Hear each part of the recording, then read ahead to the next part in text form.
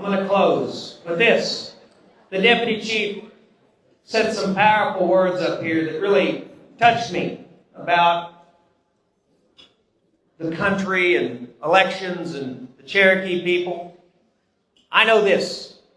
In the past 50 years alone, we've seen the country shift one direction or the other.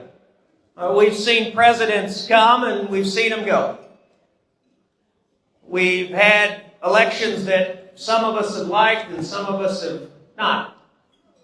And the deputy chief's right. People have different opinions about all these elections, and there were a lot of them. We got to study them. But the one constant has to be this. Whoever serves in this office or the office of deputy chief or council, I think has to do this. And I've been around a little while at this point. I've served as Secretary of State of this tribe. I've served as chief of this tribe. I've served on the council, and I've seen some of these presidents come and go.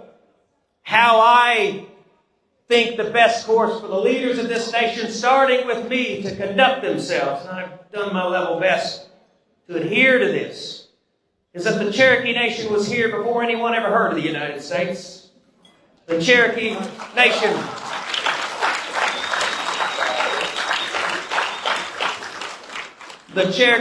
was here before anyone ever invented the state of Oklahoma.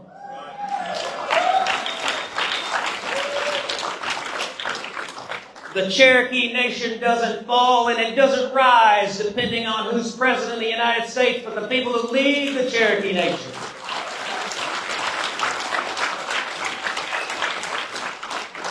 The people who lead the Cherokee Nation have to put the interests of the Cherokee people at the top. They can't put a political party at the top. They've got to put our values at the center. They can't put the politics of the day at the center. As long as the people who lead this tribe, and it's got to start with me, insist that the United States, whoever leads this country, treat the Cherokee Nation with respect because we've earned it, we deserve it, we've come too far to be stripped of it.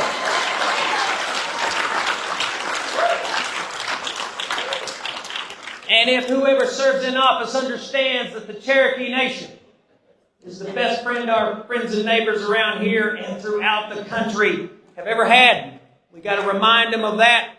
We've got to remind them, and I'm biased, but I think we're not perfect. I think the government that is the best and most responsive government in this country is right here on the Cherokee Nation Reservation, and they ought to come here and see how it's done.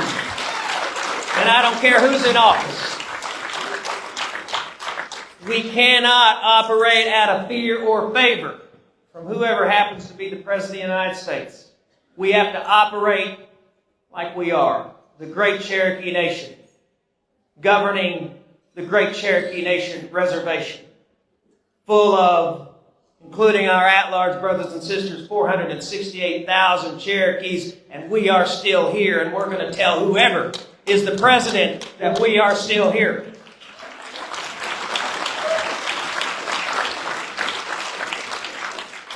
And so on that basis, I'm as optimistic about the future of the Cherokee Nation as I've ever been, because the way I see it, the greatness of the Cherokee Nation starts with our people, and it goes to the communities, and it goes on up to the people who get to lead this tribe for but a speck of time. I wouldn't trade serving in this government, working alongside people like the Deputy Chief of the Cherokee Nation, Brian Warner, working alongside these council members or this cabinet and serving all of you. I wouldn't trade it for anything in the world. I'm right where I need to be, and I'm proud to serve you. Let's continue to move this nation forward. Thank you all very much. What else?